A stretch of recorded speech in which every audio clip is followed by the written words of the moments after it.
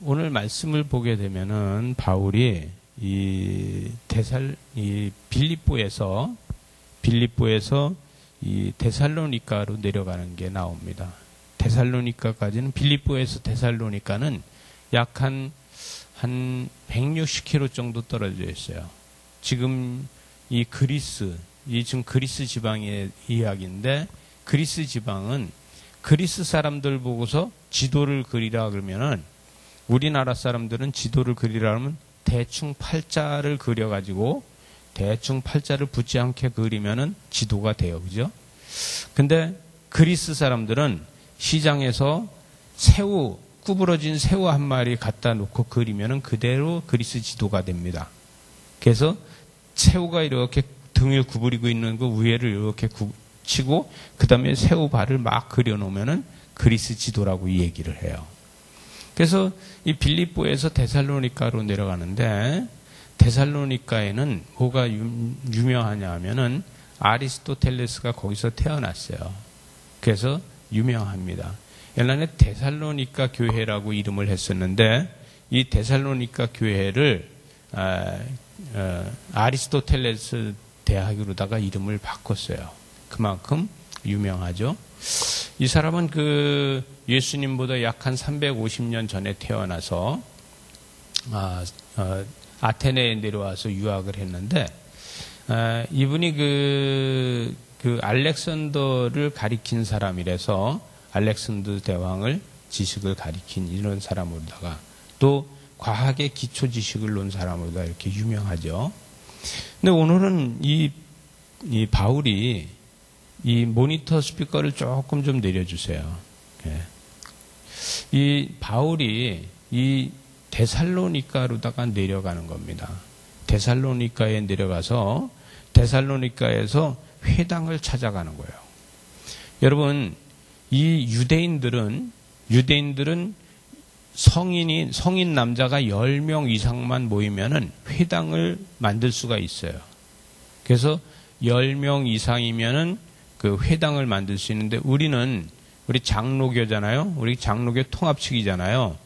장로교 통합측은 세례교인이 15명 이상이면은 교회로 다 인정을 합니다. 그래서 세례교인 15명 이상이 교회가 되고, 세례교인이 15명이 등록교인이 안 되면은 기도처가 돼요. 그래서 기도처가 되는 교회들도 있어요. 왜냐하면 시골에 지금 젊은 사람들이 다 떠나가잖아요. 그럼 노인들만 몇 명 있다가 돌아가시고 그러면은 세례교인이 15명이 안 돼서 기도처로 다 바뀌는 교회들이 있어요. 근데 이때 당시에도 그렇고 지금도 그렇고 이스라엘의 유대교는 10명 이상이면은 회당을 짓고 회당에서 강론을 할 수 있고 이렇게 돼 있습니다. 바울이 오늘 회당에 들어가서 회당에서 강론하는 이야기가 나와요. 회당에 들어가서 예수가 바로 그리스도라 이 이야기를 하는 것이죠. 여러분, 이 데살로니가는 마게도니아 지방에서 최고 큰 도시예요. 그때 당시에 마게도니아 지방에서 최고 큰 도시로서 예를 들어서 경기도 안에서 제일 큰 도시다 이렇게 이야기할 수 있죠. 이 제일 큰 도시에 가서 회당에 찾아 들어가서 회당에서 안식일날 바울은 말씀을 전하려고 하는 거예요. 여기서 말씀을 전하니까 귀족들이 먼저 은혜를 받는다는 얘기예요. 여러분, 지식인들이 먼저 은혜를 받는다는 것이죠. 헬라인들이 먼저 말씀의 은혜를 받고 있다는 거예요. 이 바울이 하나님의 말씀을 전하는데, 이 바울이 이 데살로니가나 아덴에 내려가면은 자기가 거기서 유학을 했거든요. 철학을 거기서 공부하고 시를 전공한 사람이에요. 그때 당시에. 그렇기 때문에 그쪽 내려가면 학문적으로 다 상당히 잘 통해요. 그쪽에 내려가서 이야기하니까 상당히 잘 통하는 거예요. 그 데살로니가에 내려가서 하나님의 말씀을 전하니까 이 유대인들보다도 더 잘 통하는 게 헬라인들이에요. 헬라의 귀부인들이 이 이야기를 듣더니만, 내가 성경을 많이 읽었는데, 이사야서를 읽고 많이 읽었는데, 이 읽은 성경들이, 이 이야기를 해주네. 여러분, 교회는 말씀을 읽고 말씀에 궁금한 것이 있을 적에 설교 중에 그 말씀이 궁금한 것들이 풀려가면 은혜가 되는 거예요. 그죠? 근데 뭔 소린지 도대체 모르겠어. 세상 정치 얘기만 하고 뭔 소린지 모르겠어. 그러면 재미없는 거예요. 여러분, 뉴스를 보면 우리 형수님이 그렇게 뉴스를 잘 보시더라고요. 저보다 더 잘 아세요. 문재인 대통령이 지금 오늘 어디에 있는지 다 알고 계세요. 하도 뉴스를 잘 보시기 때문에. 그래서 제가 대단하시다 그런 생각을 했어요. 여러분, 저는요, 이게 뉴스를 저도 가끔 하루에 한 번씩은 보는데 그래도 그냥 흘려서 보기 때문에 잘 몰라요. 근데 이때 당시에 이 귀부인들은 성경을 사모했어요. 말씀을 사모했어요. 그 말씀을 사모하다 보니까 이스라엘 백성들이 애굽에서 출애굽해갖고 광야에서 40년 살은 이야기까지 다 알고 있고, 또 가나안을 정복한 모든 사실에 대해서 잘 알고 있고, 또 포로로 다 잡혀가서 바벨론에 포로 생활한 것까지도 다 잘 알고 있는 거예요. 근데 그 사건마다 하나님의 역사가 일어났었다는 것을 이 귀부인들이 다 알고 있는 거죠. 그런데 이 귀부인들이 기다리고 있는 게 뭐냐면 메시아를 기다리고 있었어요. 메시아를 기다린 건 뭐예요? 구원자를 기다리고 있었다는 얘기죠. 구세주를 기다리고 있었다는 얘기죠. 그런데 바로 바울이 와서 뭐라고 얘기하면, 나사렛에서 예수라는 사람이 태어났는데 성정은 우리하고 같고 동정녀 마리아로다 태어나서 그분이 우리를 위해서 십자가에 못 박혀 죽으시고 부활해서 하나님 보좌 우편에 계신다. 근데 그분이 누구냐면 그분이 그리스도다. 그래서 그분은 예수 그리스도다. 그런데 그걸 어떻게 증명을 하느냐? 그 예수님께서 십자가에 못 박혀 죽으시고 부활하셔가지고 하늘에 올라갔는데 모든 이스라엘 사람들이 보는 데서 하늘에 올라갔다. 그래서 증인들이 다 있다. 근데 증인들이 있는 것뿐이 아니라 그 다음서부터 마가의 다락방에서부터 그 솔로몬의 행각에서 이 베드로가 말씀을 전하고 제자들이 말씀을 전할 때 수많은 사람들이 병이 낫고 귀신이 나가고 많은 사람들이 자기 죄가 양심의 가책에 대해서 회개를 하고 이런 일들이 일어났다. 지금 그런 일들이 유대 땅에서 엄청나게 일어나고 있다. 그래서 나는 내가 디아스포라 이 유대인. 그래서 나는 유대인으로서 아버지 어머니가 유대인이지만 나는 더베에서 태어났어. 나는 이방에서 태어났어. 그런데 나는 할례 받은 사람이고, 나는 아테네에서 내가 철학을 공부했는데, 철학을 공부해놓고 보고 시를 전공해놓고 보니까 공부를 다 한 줄 알았다. 철학으로 다 박사학위를 받고 그 다음에 시로다가 전공을 해서 하고 나서 보니까 그 위에 학문이 또 하나가 있더라. 그 학문이 뭐냐면은 그게 바로 신학이더라.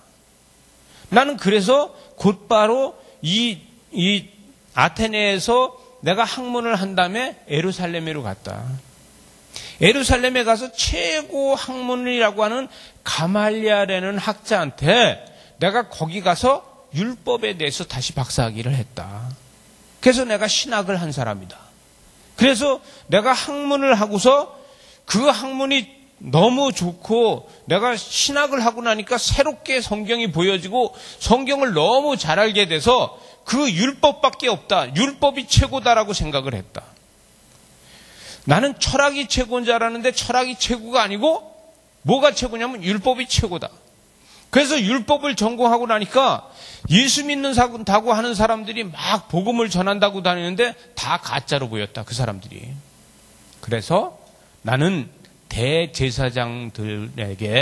대제사장들이라는 건 뭐냐 하면은 지금의 현직으로 있는 대제사장, 예루살렘에 있는 대제사장과 사마리아에 있는 제사장과 또 이제 대제사장으로서 지금 먼저 제사장을 하고 원로가 된 전직 제사장, 증경 제사장, 이런 제사장들과 같이 내가 그런 사람을 잡아들이는 거로다가 내가 그 사람들을 잡아들이는 영장을 받았다. 그래서 예루살렘에서 교회를 다니고 예수를 믿는 사람을 수도 없이 다 잡아갔다. 잡아서 갖다 가뒀다.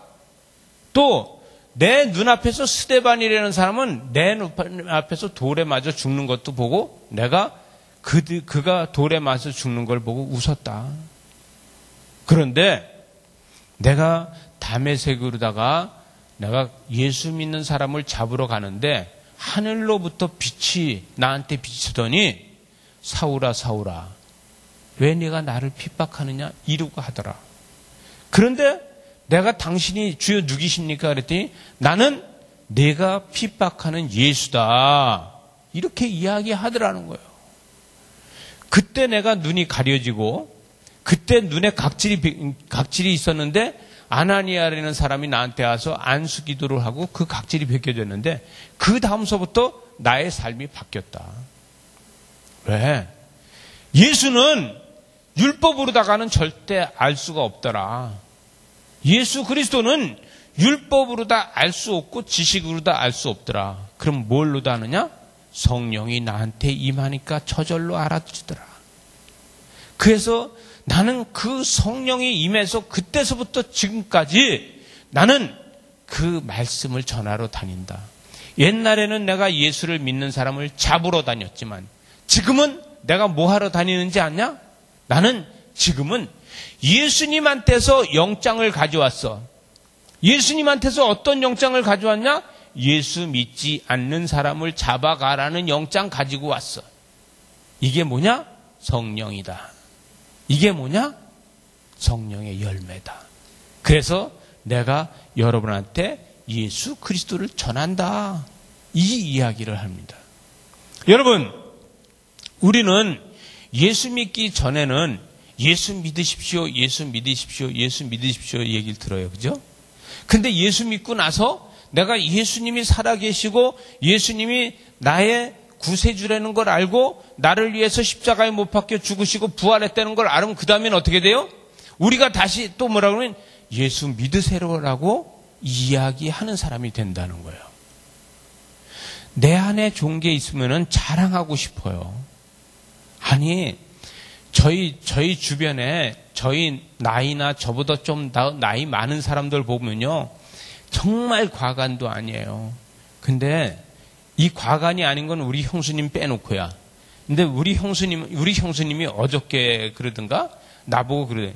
서방님, 내가 생각해도 내가 손주 애들 자랑을 조금 하지요? 그러는 거예요. 많이 해, 내가. 그랬어요. 그리고 친손자 자랑을 얼마나 하는지 몰라. 아니, 그래서 내가 그랬어요. 아니, 외손자 자랑도 좀 그렇게 많이 해야 된다고. 응? 사위 눈치 봐야 돼. 내가 그랬어요. 그랬더니, 아니, 내가 친손자 자랑만 하지 않고 외손자 자랑도 하는데, 내가 볼 때는 너무 친손자 자랑만 해. 그러지 말라고 내가 그랬어요. 왜냐하면 나이가 70대가 되다 보면 자랑할 게 뭐예요? 손주들 보면서 그거 자랑하는 게 엄청나게 너무 보람인 거예요. 그죠? 여러분, 이건 뭐냐면 나의 삶이 계속해서 쌓여지다 보면은 인생은 별게 아니고 남은 거는 뭐만 남냐면은 내가 후손들이 잘하고 후손들이 번성해 나가고 후손들이 복 받는 것만 남는다는 얘기예요. 그죠? 여러분, 우리의 신앙도 뭐고 자라서 뭐가 자라야 되냐면 복음만 남아야 돼요. 아멘입니까? 이경호 집사님. 우린 복음만 남는 사람이 돼야 돼. 나는 죽고 복음이 남아 있어야 된다는 얘기예요. 이게 신앙입니다. 이게 헌신입니다. 나를 위해서 사는 것이 헌신이 아니라 복음을 위해서 헌신할 수 있어야 돼요. 우리는 우리 자신이 내 욕심만, 우리가 처음에 기도할 적에는요, 어떤 기도하면 복 주세요라고 기도해요. 축복해 주시옵소라고 기도해요. 그러나 신앙생활을 오래 하다 보면 그 기도해요. 내가 복음을 위해서 쓰임받게 해주세요라고 기도하잖아요. 그죠? 하나님 나라를 증거하는 사람이 되게 해달라고 기도하잖아요. 그죠? 인생에 있어서 제일 중요한 게 뭐냐면 돈도 벌어보니까 돈보다도 더 중요한 게 뭐예요? 이웃사랑이라는 거예요. 그죠? 돈보다도 더 중요한 게 이웃사랑이라는 거예요. 여러분 아무리 돈이 많아도 쓸데가 없어요. 요번에 중앙아시아에 가가지고 투르크메니스탄 갔잖아요. 거기 가니까요. 달러를 가지고 갔는데도요. 쓸데가 없는 거예요. 아무 데 가도 받는 데가 없어요. 미국이 주적이잖아요. 아무 데 가도 쓸데가 없어요. 달러가.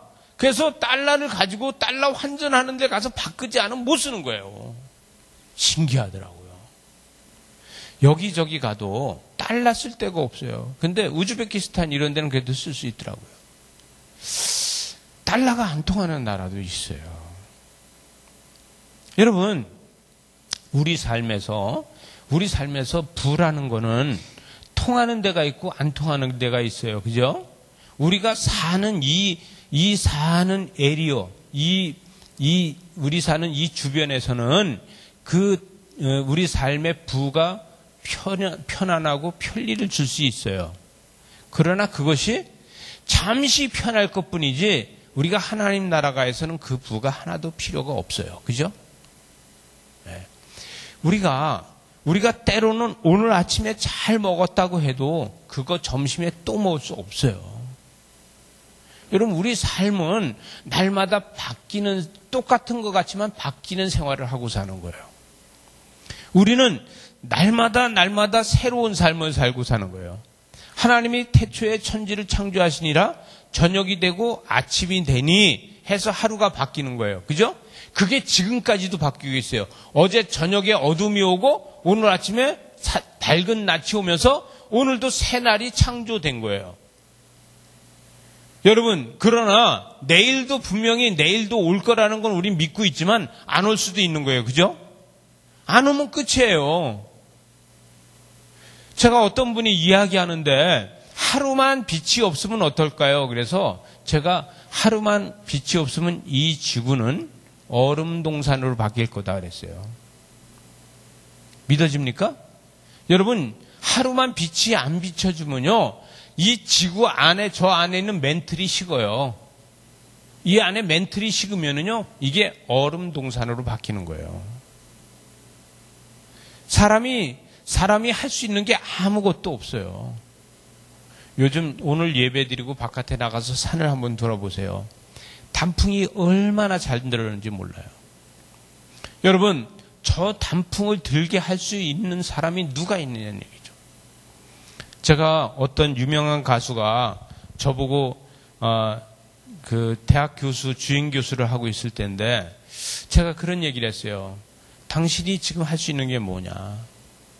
당신이 그때가 한여름이었는데 저 나무에 파란 게 보기 싫어서 단풍을 들게 하려고 지금부터 저 나무 하나를 갖다 사다리를 놓고 단풍 색깔을 칠한다고 해보자. 그럼 지금부터 칠해도 가을까지 칠해야지 다 칠할 거자. 그랬더니 맞대요. 저 잎사귀를 다 칠하려면 가을까지는 칠해야 될 것 같아. 그런데 다 칠하고 내려와서 야, 이제 단풍 색깔을 다 칠했네 하고 사진 찍으려고 그러면은 바람 불어서 그 단풍 떨어질 거다. 사람이 할 수 있는 거는 그것밖에 없다. 근데 하나님께서 이 단풍을 들게 하면 카메라를 들고 있다가 우리는 그 앞에 가서 사진만 찍으면 된다. 이게 하나님이 하시는 거다. 그랬더니 그분이 저 대학 교수 그만두겠어요. 그리고 그때가 8월 달인데 가서 학교에 가서 사표 내고 그러고서 미국 가서 1년 동안 갔다 왔어요. 여러분, 우리 인생에서 뭐가 중요한가를 지금 얘기하려고 이 이야기를 하는 겁니다. 우리는 때에 따라서 중요한 게 뭔지를 잘 몰라요. 제일 중요한 건 뭐냐 하면 감사가 있어야 돼요. 우리 삶에서 감사가 있어야지만 더 중요한 게 보여집니다. 여러분, 우리 삶에서 각자 다 중요한 건 다 각자가 가지고 있어요. 다 중요한 것들이 각자가 제목마다 다 달라요. 그런데 우리는 감사가 없게 되면 계속해서 우리 속에서 보면 불만과 불평이 생겨지게 돼요. 불만과 불평이 생겨지면은 우리 속에서 감사가 없으면서 나의 중요한 거를 잊어버리게 됩니다. 여러분, 잊어버리는 게 그것만 잊어버리는 게 아니에요. 건강까지도 같이 잊어버리게 돼요. 삶에서 감사가 넘쳐야 됩니다.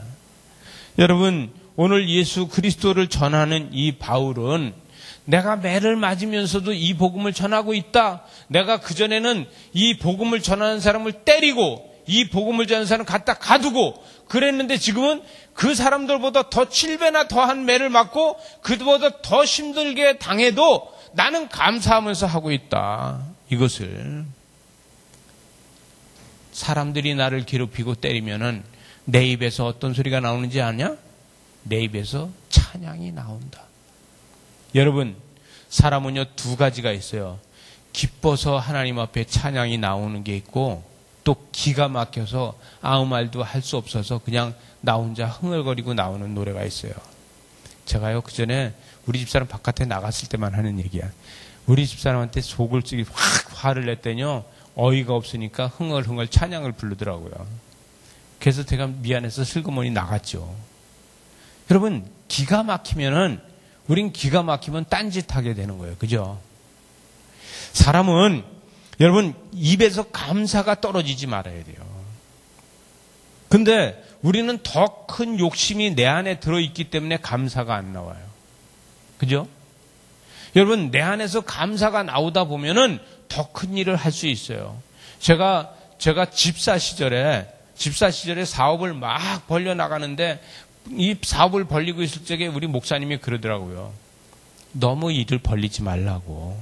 이미 하나님께서 주셨는데 그냥 차근차근 하나님이 주시는 거 받으면서 하라고.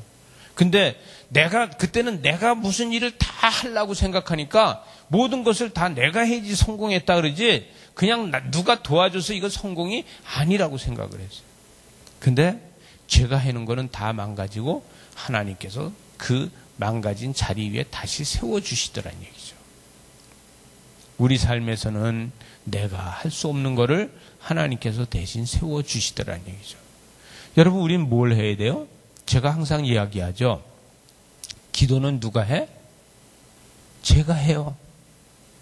사업은 누가 해? 하나님이 하세요. 여러분은 뭐 해? 신앙생활만 하면 돼요. 이게 살아계신 하나님을 믿는 거예요. 살아계신 하나님을 믿는다는 것은 하나님이 사업을 하시고 목회자가 그 사람을 위해서 기도하고 본인은 신앙생활을 하는 거예요. 이게 지혜롭게 할 수 있는 방법입니다. 사람의 지혜는요, 날마다 자라는 거예요. 여러분, 나이가 40대에 지혜가 자랐다고 다 자란 게 아니에요. 50대에 지혜가 자랐다고 다 자란 게 아니에요. 60대 지혜가 자랐다고 다 자란 게 아니에요. 70대가 돼도 지혜는 또 자라는 거예요. 지식은 내가 배우고 노력한 것만큼이지만 지혜는 믿음만큼 자라 올라가는 겁니다. 하나님께서 우리에게 지혜를 주시는 거예요. 하나님께서 우리를 지혜를 주시기 때문에 그 지혜를 가지고 우리는 사명을 감당하고 사는 거예요. 여러분, 하나님께서 주시는 지혜를 잘 활용하는 저와 여러분들 되시기 바랍니다. 바울은 정말 지식이 많았잖아요. 아마도 바울만큼 그 시대에 바울만큼 공부한 사람이 없잖아요. 그러나 그 지식보다 더 중요한 게 뭐라고 생각하면 지혜라고 생각했어요. 그래서 모든 은사가 다 있어도 소용이 없다. 모든 은사가 다 있어도 아무것도 아니고 모든 지식이 다 있어도 아무것도 아니다. 뭐냐? 예수께서 말씀하시기를 서로 사랑하라. 이것이 진짜다. 우리 도단전원교회는 서로 사랑하는 저와 여러분들 되시기 바랍니다. 우리 옆에 사람들한테 한번 그랬어요. 손 펴셔서요. 우리 서로 사랑합시다. 아유, 인상 쓰면서 하지 말고 다시 한번 우리 서로 사랑합시다. 예, 부부는 손만 붙잡고 하지 말고 어깨 동무하고 해도 괜찮아요. 다시 한번 우리 서로 사랑합시다. 아유, 네. 왜 안 집사님이 서로 어깨를 동무를 안 하고 해서 다시 한번 합니다. 자, 우리 서로 사랑합시다. 네, 할렐루야. 우리 기도합시다.